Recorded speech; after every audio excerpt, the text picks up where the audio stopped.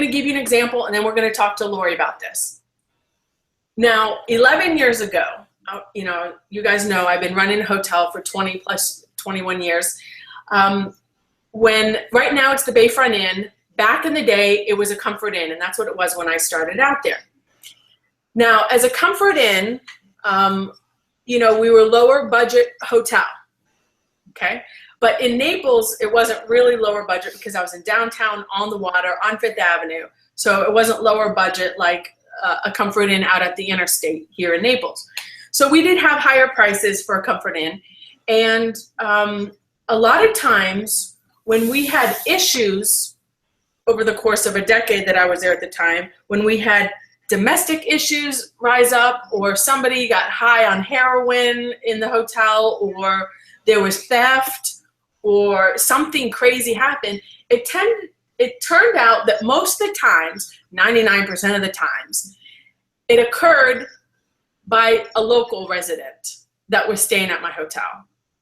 So, you know, before I was the manager, I was trained by another gentleman, and they said, you know, it's tricky in our industry when you allow locals to stay at a hotel because, you know, a lot of the time they're up to no good. And so we were trying to work around this, because here's the thing. As the manager, it turned out I was the one dealing with people that were doing drugs in the hotel, or if there was a domestic problem. I'm not trained to deal with somebody who's, you know, trying to commit suicide. You know, these things happen in hotels. I've seen the good, the bad, and the ugly, and it's not pretty all the time. I am not trained in substance abuse, domestic abuse, any of these issues. And here I'm having to deal with it, and I don't really know what I'm doing. I'd call the cops, I'd kick out the people if they were doing drugs, if I smelt things. I have a keen nose. I could smell anything happening. If anyone was doing pot, man, the police asked to hire me as they said, you're better than our dogs are. And so I would call the police and kick the people out. I said, if you want to do things like this that are illegal, go down someplace else. And I'd tell them to go to another hotel. They'd be so mad at me. So it got to the point where I made a policy, and I said, we don't allow locals, if you have a Naples residence, we don't allow you to stay at the hotel. And it worked out so well, because then I don't have time to deal with these kind of people. You know, when you have an alcoholic who's beating his wife, and you're having these situations go on. I mean, I've had somebody that was getting raped. I happened to be I could hear it. Like I've dealt with so much stuff. Man, I got better things to do than deal with people's personal problems. You know, when people are high or drunk, I don't know how to deal with these people. I've never been exposed to this kind of stuff, and here I'm the one trying to deal with it. And you got these big men, and I'm just this, you know, a younger woman trying to deal with this stuff. It was a lot. And so I made a policy, no locals. And it worked for a time. And, you know, would make everybody show an ID when they checked in. And that was the policy, and it helped so much, because in the end I was like, I am not the David Lawrence Center. Because, you know, I'm not a drug. There is one. This is not it. I am not qualified to deal with this stuff. And so I made a policy.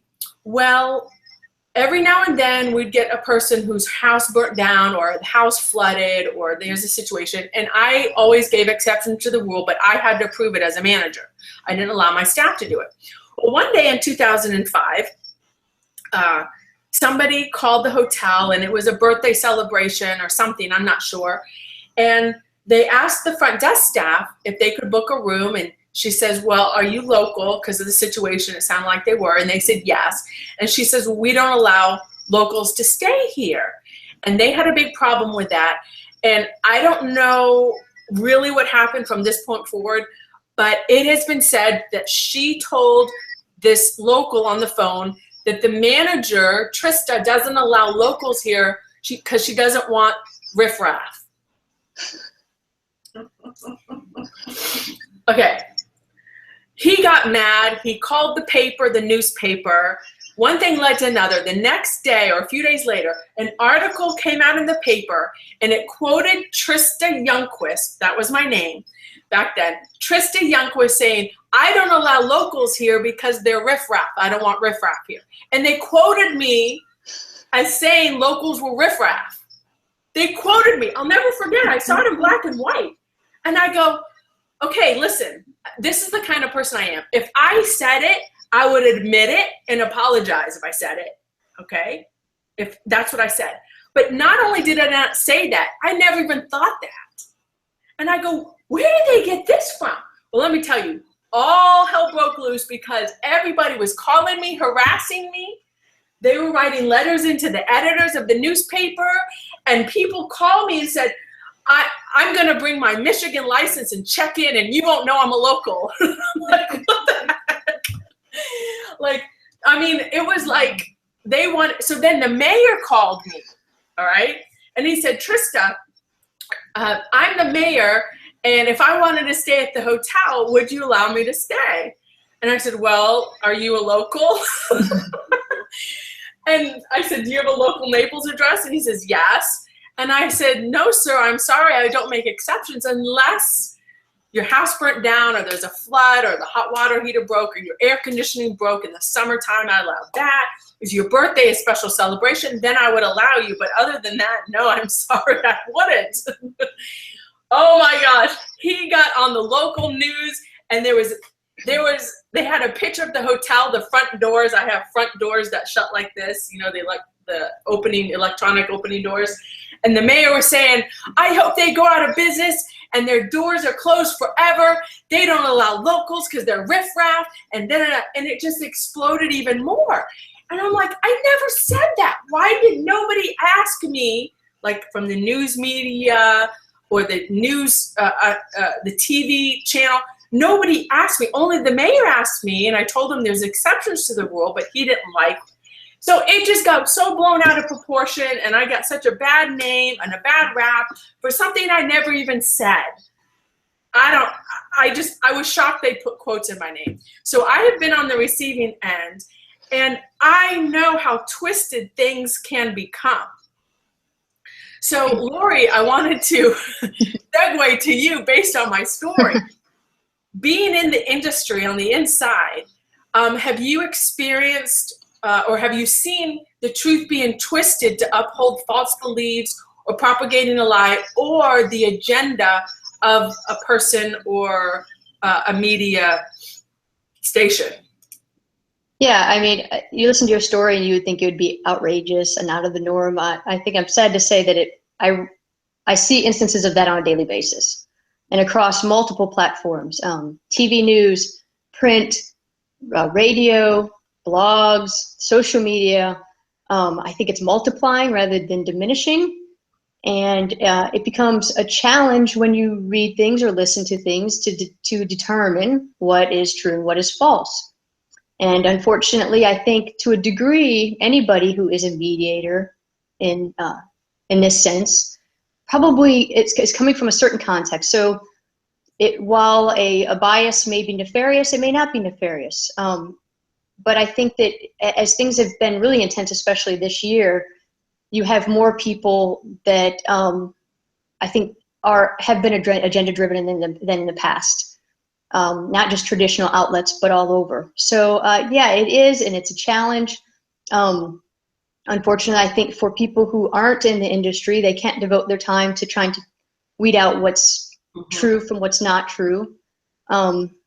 So it's a challenge. I think it's a challenge for people who are in the industry that are trying to do it right, and they're not going to always be able to do it right. Not everybody does it right all the time. Not everybody does it wrong all the time. But even more so for consumers who are just trying to figure out what's going on. I think it's an ongoing challenge, definitely. So what do you recommend we do as consumers? How do we determine accurate sources? Because I see so much cherry picking going on and spinning. They spin anything, cherry picking quotes to support their agenda. So right. What do we do? How are we supposed to navigate through this, like you're saying? Well, I think if you understand where the particular media is that you're taking in, I think that especially in this climate, it is so that someone will, whether they're writing a story or reporting a story, they may come from a certain point of view. And so it's simple for them. It's easy for them. And it may even make sense for them. It may even justify their own mind to go out and find the quote that fits what their premise is, just to go out to find the stat that fits with their premise is. And it's not always inaccurate to say that that stat isn't true. But the stat might paint an isolated picture. It might be out of context. The quote may have been given by the person that you attribute it to, but it may be out of context. And there are instances where the quote is not even accurate, as in your own instance.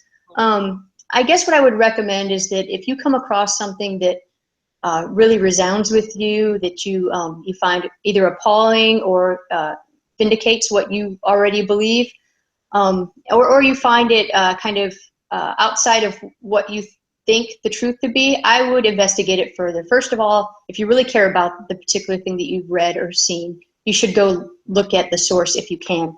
There are many times that candidate A or candidate B has said something and the media has taken it, plucked it out, thrown it in a newspaper article, thrown it on the evening news, and there's not a whole lot of context that's provided, and you walk away saying, wow, that person's brilliant, or wow, that person's scum. What I would do, and I've seen it this morning. I've seen it multiple times over the weekend since the election. I saw it before the election, and it's on both sides. It's rampant, really. So what I would recommend is, if it really is something that an issue you care about, or something that really resonates with you, if at all possible, go look at where it came from. If it's a statistic about the economy, if it's a statistics about crime, if it's a statistic about what's going on in the Middle East, if it's a quote from candidate A on the campaign trail, if it's a quote from the person who is successful in the election or the person who is unsuccessful, I would challenge that you try to go back and find the context in which that person was speaking. I found much of the time on the campaign trail, candidate A is quoted as saying such, but maybe it was a reaction to a particular question. Maybe the reporter had an agenda they were coming from when they asked the question. It kind of put the candidate on the spot. I mean, these people are human beings, so they may what they say in response to something may be what they truly think, or it may be in response to a question. So I would challenge you to try to go back and find the context of whatever it is you're reading that really either offends you or uplifts you. If it's a statistic, I think statistics in and of themselves, they don't lie, but you can certainly pick the ones you want to paint the picture you're trying to paint. And I don't think there are a whole lot of people who are guilt-free in this instance, to be honest with you. So that's a little more difficult if you're not familiar with what the issue is. But if at all possible, go and try to find where it comes from. If it's an economic statistic, you can probably, not easily understood, but you can probably go to the original data and try to figure out what the context is. For instance, and I'm just going to use vague terms here. Party A will say this is the best economy we've seen in years. Party B will take the exact same data and say this is the worst economy we've ever seen. So both sets of statistics may be correct, but your job as a consumer is maybe not to believe the extremes, but try to maybe do a little more digging. And if you really feel that strongly about it, maybe you should do more digging.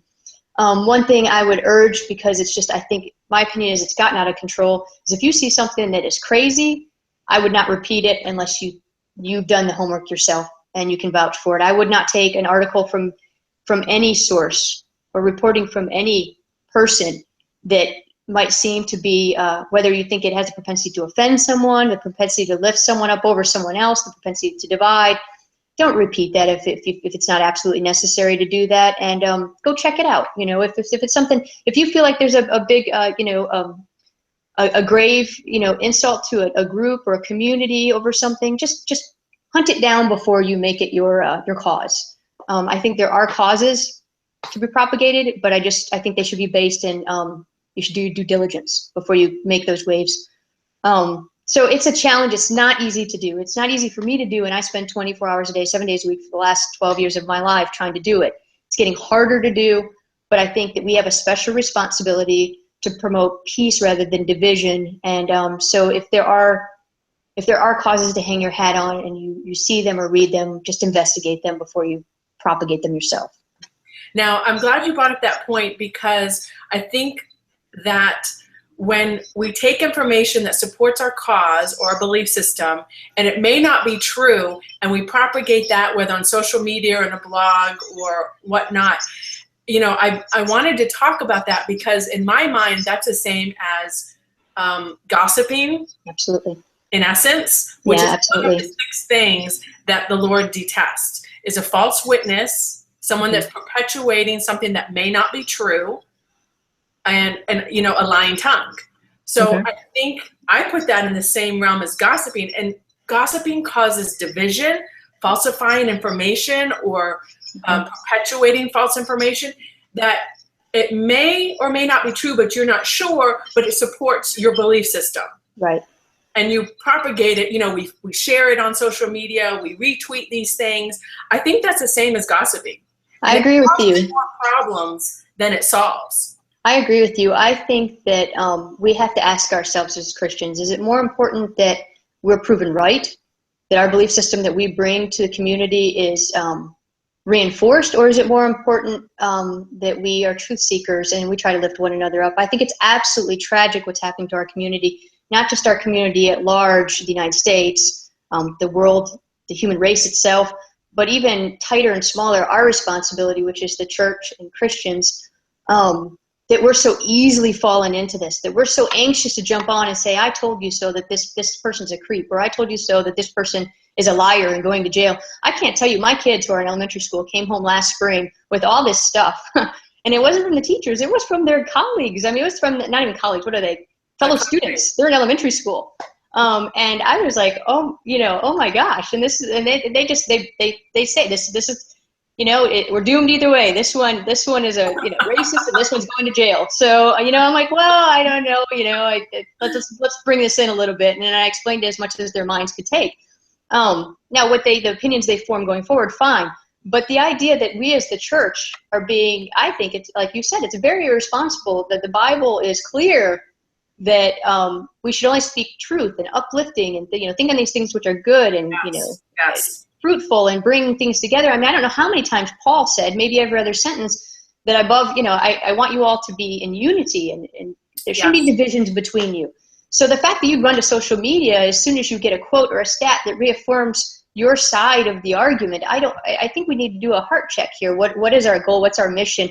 And in the end, this is all temporary. This is temporal. So, I mean, do we really want to rip ourselves apart over these things? I realize some things are really important, and there are causes and missions that maybe God has impressed on your heart to move forward with, but be careful, be gentle, and don't be a gossip. Don't fall into that trap, and certainly don't believe everything you read. In fact, I would say believe nothing you read until you've checked it out, really. Yeah, I was going to ask you. And the other thing I've seen, it's an issue, so many people are unfriending their family, their friends. Like, this is causing division, not only nationally, but within families and communities. I mean, this is dangerous stuff. And people, it depends on where they're getting information on what they believe. And a lot of times they'll only listen to things that support what they believe. Absolutely. And I'm trying, like me, Trista, I'm trying to get as much information I can about certain things and then form my own opinion. Right. And I believe you said something that we need to highlight a little bit more. Like, for instance, the other night I watched an interview, and I was pleased by the interview, and I thought, oh, this is a great interview. I get to know more about what that person's really thinking, their thoughts, where they're coming from, and this, that, and the other. Well, the next day I watched the news feeds from different channels, and they took things out of context. They make headlines out of things that wasn't his premise. That's not what he was talking about. And then I changed the channel and watched another channel, inform their viewers based on the same thing I saw, completely different information. And I'm like, how does anybody know what to believe? Like, how does the average consumer know to believe? So here's the thing. I mean, and I think you just nailed it. You really can't believe anything anybody said in the media, because they are the mediator. And I'm going to highlight what you said. Check the source. And I think Lori just nailed it. What is the source? So when I'm watching an interview, I'm hearing this person's words come out of their mouth. They are the source of that information. And I appreciated, the information that was coming. And then I go on these other channels, and everybody was saying different things about the same interview. Mm-hmm. And I was just like, okay, I can't listen to anybody. And that's, I am just now seeing how biased everybody is. just from this election. It's really opened my eyes so much. I'm so much more aware now. And I don't think we should be ignorant as the body of Christ to how important the media is, but it's a medium. It's not your source. So just because I want to quote, well, you know, CNN said this, or ABC News, or, you know, whoever, BBC said this, and I want to quote, were they the source? So I think in essence, that's what you're trying to portray. You don't believe much of what you hear. Right. So I'm taking my cue from you as an insider. Okay, Lori's confirmed what I'm starting to see. I really can't believe anything anyone says unless they're the source, right? Right. I would say yes. Unfortunately, I think that's the case, and I think it's become even worse. So it's sad. It's unfortunate. I hope at some point the atmosphere, the environment's not so supercharged, but it is right now. So absolutely. Now, I want you to, as we finish the last few minutes, I want you to address the role and the impact of the information we receive on social media, because I know you said, your sister said that, you know, there's more of an impact social media is having nowadays than even the nightly news, you know, and a lot of us old schoolers, that's 6:30, what's going on in the world today. So can you talk about social media and Twitter just a little bit more? Yeah, I'll do that just a little bit. For one, I think, you know, you mentioned the nightly news. I think that news is happening so fast that especially for me, if I wait till 6 o'clock to see what's going on in the world, that's old. Even if I pick up a paper at 10 a.m., it's already old. It's dated. So I think there are two reasons why social media is gained the prominence it has. One is that you're getting news quicker and more in real time. In fact, when I first started in the news industry, I would rely on the wire services, which were automated within our system. So there's an explosion in Jerusalem, and it would come on the wire almost instantaneously. There's a question to the president in the briefing room, and he said this. It comes on the wire almost instantaneously. Well, what happened is when Twitter was established, Twitter was actually quicker than the wire services, because what you have is people participating in the Green Revolution in Iran in the street were tweeting what was going on. You didn't have to wait for a reporter to get there. You didn't have to depend on just one reporter in Tehran. You had multiple eyewitnesses, but because there's so many people, it's instead of being filtered through that one reporter, it's filtered through everybody else's experiences. So one, you're getting it quicker, almost in real time, but you're getting it through multiple people's context. So you're going to get biases that way. And by bias, it's really not a negative connotation in general. It is what it is. Trista's from Florida. She loves Florida. She would probably swear over Florida versus Michigan. That doesn't mean in reality Florida is better than Michigan. It is what it is. It's her context. So I think that's one aspect of social media. But I think even more so as we've become a more polarized society, unfortunately, in our culture and our ideology, there's a distrust of the traditional media that's growing, and maybe rightfully so in many respects. But because of that, people are relying on alternative news sources, and they're propagating them. A lot of times they live on social media. So instead of pushing on Facebook, the AP Wire just said candidates A and B met a debate, this person said this and this person said that. Instead of just saying that, you've got blogs, you've got alternative websites, you've got multiple people kind of giving their take on these things. And because they can live on social media, they're also being pushed through social media. And I think I want to say the New York Times was reporting on it, but it might have been someone else. But Mark Zuckerberg was taking heat because of Facebook's influence in the election. Yes, correct. I can't deny that happened. Now, is it Mark's fault? No, maybe it's us adults who are on Facebook. It's our fault because we both believed it and pushed it. But it is what it is. It's that's the way that a lot of people are getting the news. You mentioned my sister posted a meme the other. I detest the memes, by the way. In general, I detest memes because I feel like that they're so out of context. But this one was funny, and I believe this is probably the case. And what she posted was 62% of people get their news through Facebook. Do not be one of those people. And I think it's true. You know, I'm not saying because I work at a media giant that, you know, I think that we're the only ones that can report the news. I'm saying that what I'm saying is I think that if your news source is these kind of pop-up platforms, they're generally driven by somebody who is even more so, if it's possible, wanting to drive an agenda. And you've got to be careful. So social media, it may very well take over traditional news. I see a point at which that might happen. And because of that, a decade ago, these media giants started trying to make their platforms more integrated with social media because they see that's their competition. So our challenge is even greater now because Trista Sue can get up on Facebook today and decide that she's going to start her own political party. And who's to say it may not take off? It could take off. I mean, I think we all know which candidate used Twitter just powerfully. And he even said, as far as this week, for better or for worse, he's not willing to give it up altogether because A, it does allow him unfiltered access to the audience, but B, it's much quicker than going to the New York Times and waiting for their print story tomorrow morning. So social media, I think, has the propensity, the opportunity, there's a vulnerability to soak up a space that's never been seen before. And we need to be even more careful because we don't know where this stuff is coming from. A lot of it is unaccountable. But social media has the propensity to do a lot of good too, because like I said, we wouldn't have known what was going on inside Iran during that revolution if we didn't. Imagine if during the Shah, when the Shah was taken down in the 70s, if we had known what was going on. Right. We didn't know. We didn't know. So there's a propensity, like with most modern technologies, there's a propensity to really great things, and there's some propensity to really awful things. I think it's up to us how we utilize it. Mm-hmm. I agree. It's like Facebook or social media is neutral, and it can either destroy or uplift you. Yes.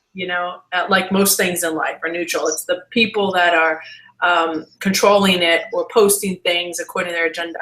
So that's been very helpful. Even so, in essence, what Lori is saying is, I had to even stop watching one certain news channel. A lot of us, gravitate towards certain things because the colors, or we like the commentators or the certain hosts. We all have a tendency to gravitate towards different things based on your likes and dislikes.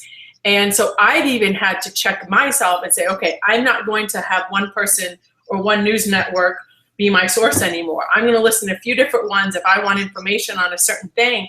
And I can see how polarized it is. And I'm like, okay, I can't listen to anybody anymore. It's crazy. Now, a lot of you don't know this, but this is absolutely amazing. Lori personally assisted Chris Wallace, he was the gentleman on Fox News that did the last debate between the candidates. It was about a month ago, correct? October 8th. And she personally assisted him. It was just him and her. He was the moderator on the last debate with the questions and doing the research that was presented at the debate. And I was so proud of you, Lori, because those questions were by far the fairest and most balanced ones. I hate using that term. Thanks for that. Thanks for the plug.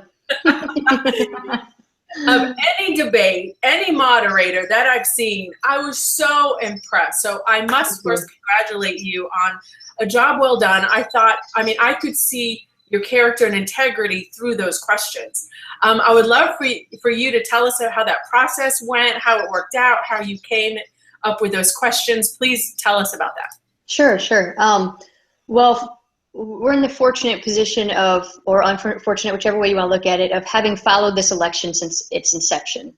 So by the time we got to the debate last month, I was well versed in the issues. He's well versed in the issues. We'd been following these two nominees for over a year, or about a year, and we knew their positions really well. So that's the starting point. Also, I think he was in a fortunate position of going last, so we kind of knew what to expect, how the candidates would engage one another on the same stage, and we kind of had the advantage of seeing what had been asked and what hadn't been asked, and maybe what's out there that seems to be concerning to the American public that they'd want to hear about. So that's a starting point. As the researcher, my job is to go and try to get all the information I can about each candidate, what they've said about all the various topics that are up for debate for this election, and then kind of maybe what's kind of the context of what's going on. So what's candidate A position on the economy, what's candidate B's position on the economy, and where is the economy right now? As I alluded to before, that's the challenging part, really. It's less difficult to say, Trista has said that Naples is the best, John has said that Michigan is the best. Maybe that's what you said, but trying to find stats that say, well, Florida is the best or Michigan, you kind of have to paint a more complete picture and then kind of leave it up to the candidates to debate. So what happens is I provide all of the research I can find on the relevant topics, the positions of the candidates. As you know, some of them change their mind during the primary, or they seem to change their mind, or there might have been contradictions or seemingly contradictions that had not gotten resolved through the primary process or the preceding two debates. So you had all this to work with, and my job was to provide everything I could, a complete picture of what had been done up until that point, and then Chris could pick what he thought was most salient, and then we would hone it down. He and I would hone it down, and I would say not just for the debate, which millions and millions and millions of people see, and of course was important, I think, in the dialogue and people making decisions, but on a weekly basis, my job is to make sure that he has the tools he needs to give an informative and really a truly intellectually honest interview, debate, what have you. So that's always a challenge, and that's how the process really went. I mean, it's an ongoing process, but from the moment he was chosen and we knew when his date was until actually he walked on stage, we were kind of honing and just really making sure that what he was about to deliver was fair to both sides and honest, and really kind of serve the American electorate well. We didn't want to put our thumb on the scale for anybody. We just wanted to kind of further dialogue in a constructive manner, which was a challenge in this environment. But that's how it went.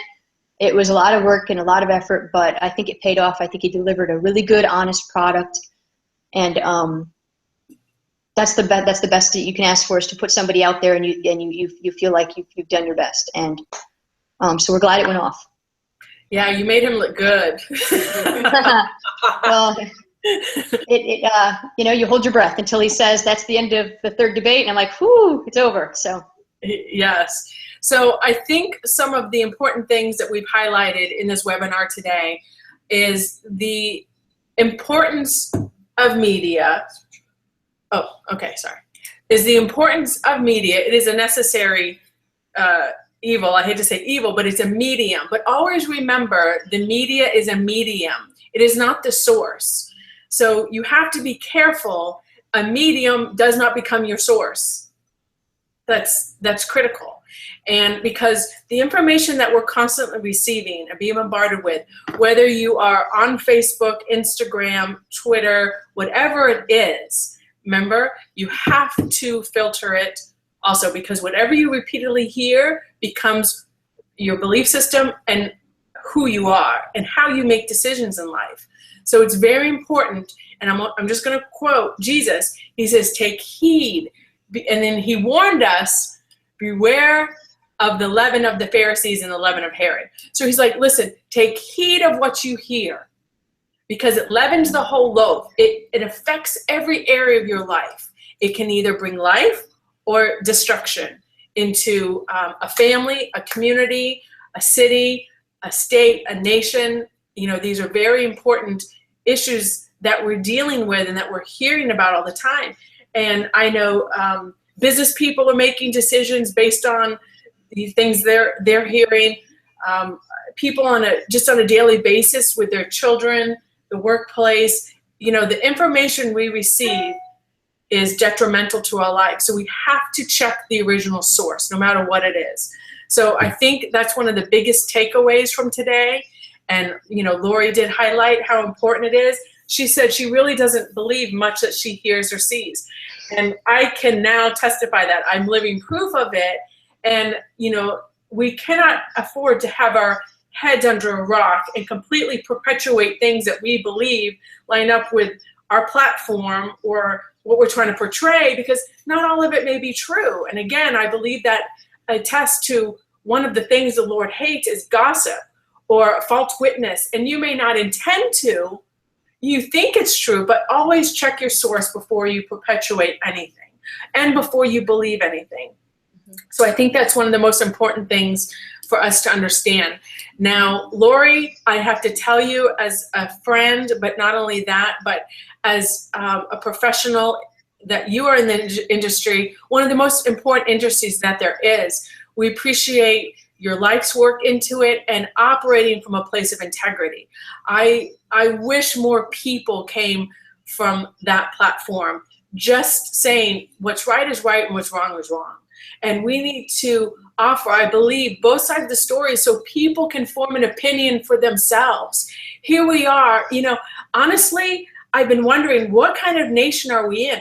Because I know in communism, in communist countries, the government regulates the media and they only allow to be said what they want to be said. I think we are seeing this on a smaller scale. You know, it's not as blunt as that because of the freedom of speech. Thank goodness we have that. But there are agendas out there. They're battling for your mindset. They're battling for their platform. And we are the middle guys in it. And this even goes to our children. Monitor what your children are listening to. Monitor, because the words, the lyrics in the music, the books that they're reading, you know, that's why there's a lot of upset about what's going on in the public schools and the curriculums, the ideas that they're planting in our kids' mind. It's so important we monitor not only what we hear, but those that we are responsible for, especially when they're young. Okay, so I think that's one of the takeaways from today. Lori, is there anything else you would like to add at the end as we close? No, I think we covered it. I would just say approach everything with a sober mind. And I think if you keep, like as you've been emphasizing throughout this, if you keep filling your mind with God's words, what you know as principles to be, then I think that's a really strong start as you go out and start taking in what everybody else is telling you to believe. Yes, I agree completely. All right, Lori, thank you so much for joining us today in the webinar. I really appreciate your time.